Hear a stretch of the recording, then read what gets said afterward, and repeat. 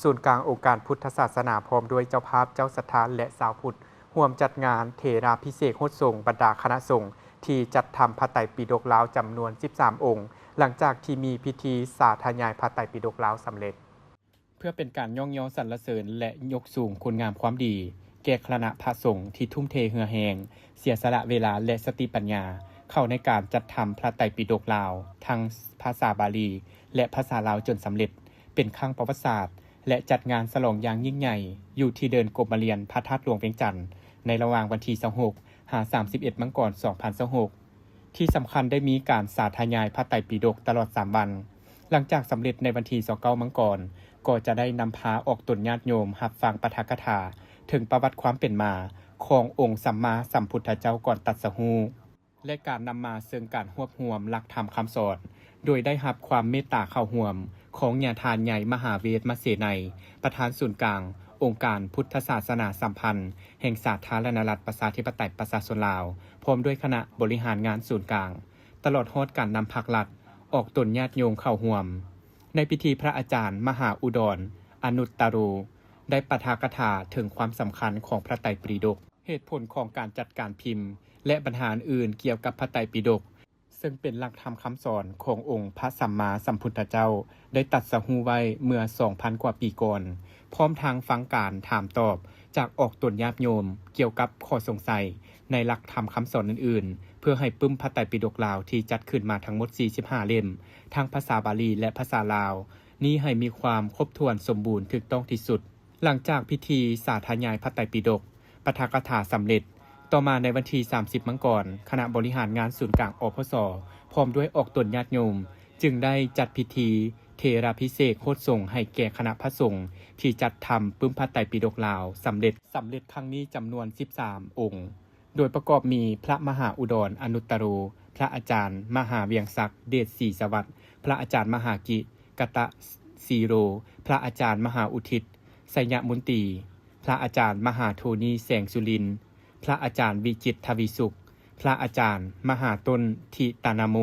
พระอาจารย์ไหมมั่นไสยวงศ์พระอาจารย์ใกล้สิทธิ์แสงดาราพระอาจารย์มหาพรสวรรค์วิสิระญาโนพระอาจารย์กงใจ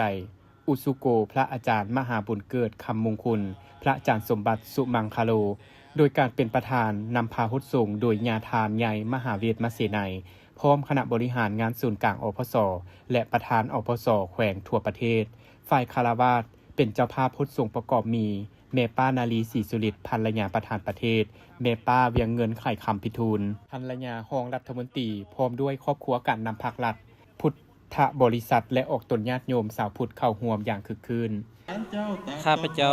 บุญทวีพรทศินห้องกรมศาสนาศูนย์กลางในเหล่าสร้างศาสตร์ได้มาร่วมในพิธีฮดทรงหรือว่าเทราพิเศษก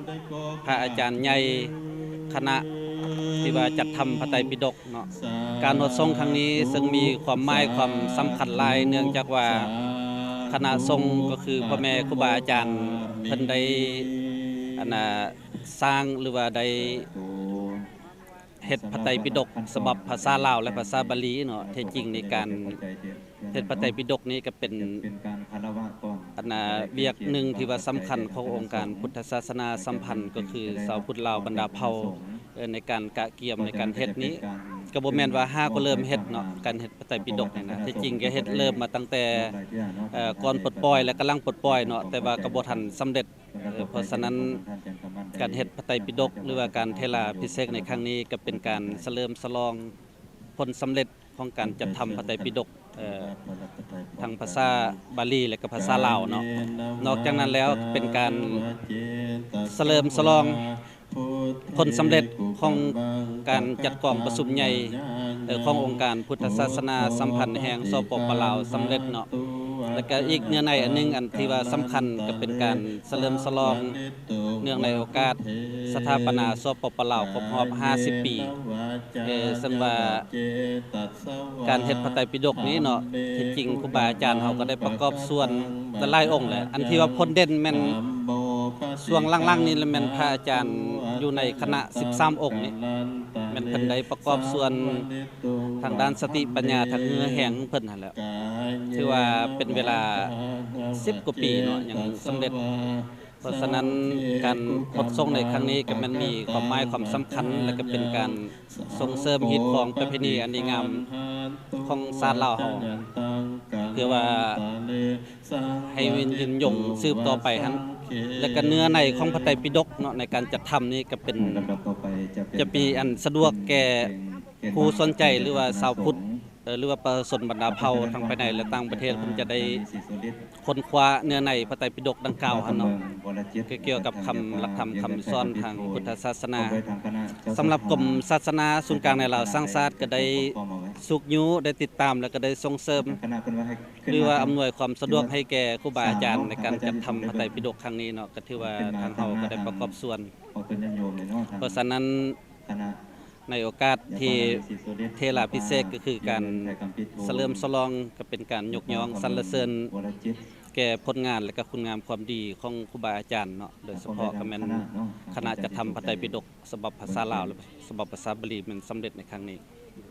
สำหรับการจัดงานครั้งนี้แม้นเป็นเพื่อการเฉลิมฉลองผลสำเร็จการจัดพิมพ์ปึ้มพระไตรปิฎกลาวทั้งภาษาบาลีและภาษาลาว45เล่มครบสุดทั้งเป็นการเฉลิมฉลองผลสำเร็จกองประชุมใหญ่ผู้แทนพระสงฆ์ทั่วประเทศครั้งที่9และทั้งเป็นการระดมทุนสมทบก่อสร้างอาคารสำนักงานประธานสงฆ์ศูนย์กลางอพสหลังใหม่ให้สำเร็จตามกำหนด